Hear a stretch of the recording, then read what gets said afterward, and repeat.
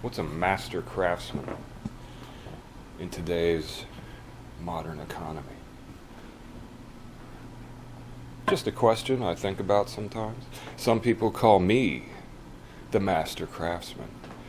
It really fuels up my ego, gets it pumping. But what is it?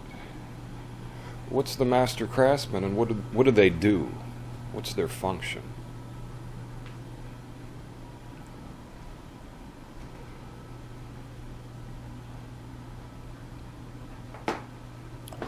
I made these toy cars yesterday and I had a lot of fun.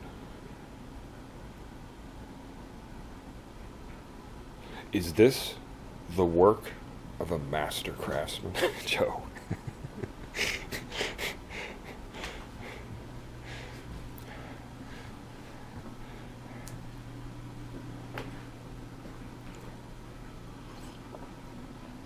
But I figured I would just bring up this topic of Oh, Joe, you're a swatter. You're swatting at me. That's terrible. Look, that's a bad habit, Joe. I was told in the shelter that you're a swatter. We almost didn't get you. Now look at you. You're swatting at me.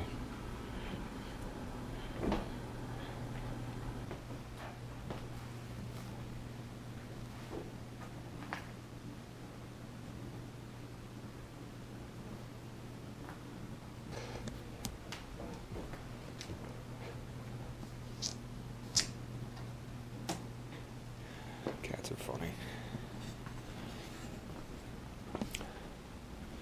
So one of the things I want to talk about on this channel is to lay out my philosophy of work. Every successful business plan has a philosophy to go with it.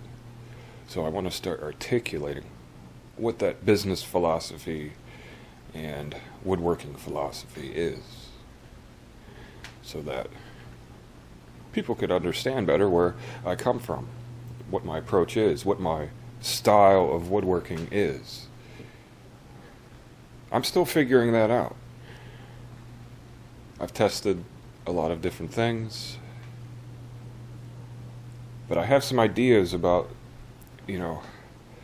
how to approach woodworking as education, and there's a whole philosophy of education that goes alongside my philosophy of business.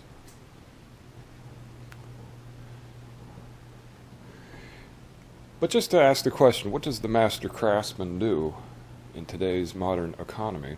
Maybe you have some feedback. I'm just thinking about that topic. So I'm not giving a lecture of what I know here in this video. I'm apprehensive to use that term master craftsman. I hear the term so loosely used all the time. And essentially, it's like a marketing term. Like, if you make things out of wood and consider yourself a fine woodworker, it's not that much more of a stretch to call yourself a master craftsman when you go to these shows and you're presenting yourself to the customers, and it's something you need to tell the customers to distinguish yourself from other craftspeople. If you can tell a customer you're a master craftsman and you get paid more for that job, well, there you go. You get marketing. You get a marketing tool. You get the marketing advantage because you're a master craftsman. You're distinguished. But what level do you really need to get at? Is it something that you really can just self-apply and get away with? Well, yeah, I guess you can. Everybody's doing it. But, if I'm going to self-apply the term master craftsman, it's not because I make anything. It's because I assume the role as the educator, passing on the tradition of craftsmanship. Is that what I'm doing? I don't know. It's kind of like what I'm getting into, because I want to teach people to do what I do for a practical reason, not because I think my work is better.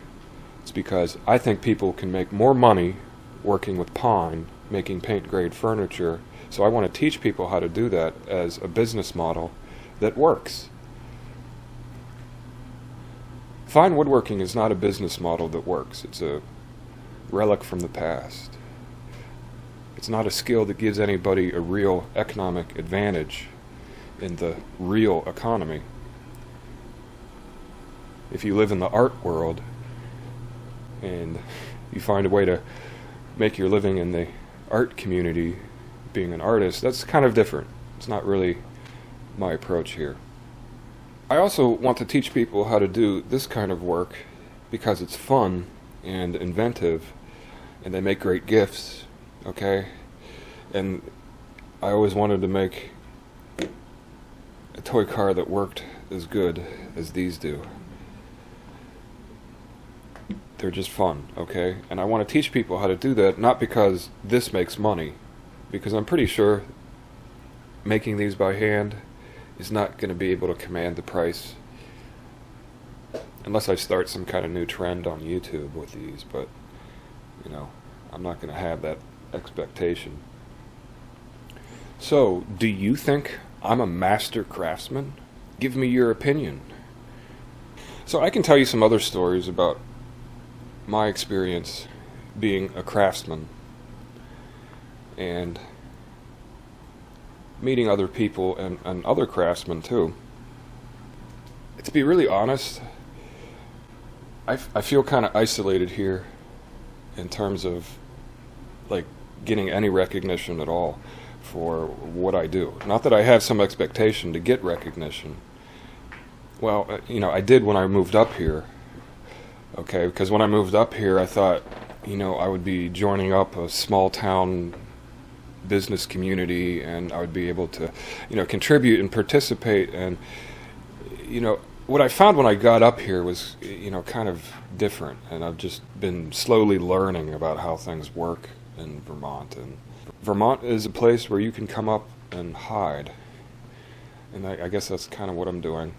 I've noticed that I have a funny effect on people. And it's always this polarizing effect. Either I'm able to get through and inspire people, and people can see what I do and they can recognize and make a connection. And what's interesting is I find a lot of woodworkers that I meet and, you know, my travels around, they have difficulty relating to the kind of work I do and how I approach business and how I approach woodworking. They just don't know what to make of it.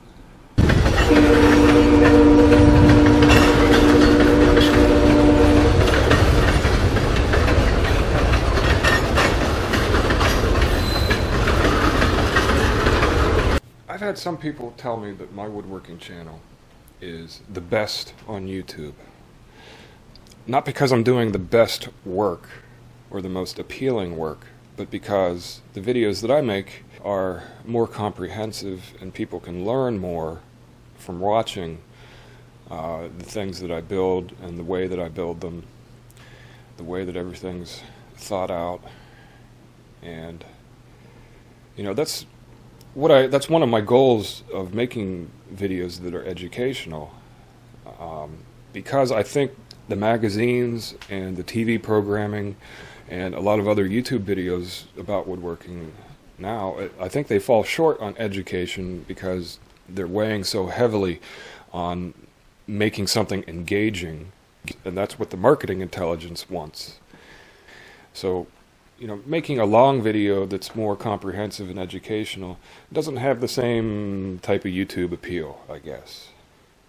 But I'm not going to change my style of making videos. I want to make them more comprehensive and even longer, and, you know, show more tips and more techniques.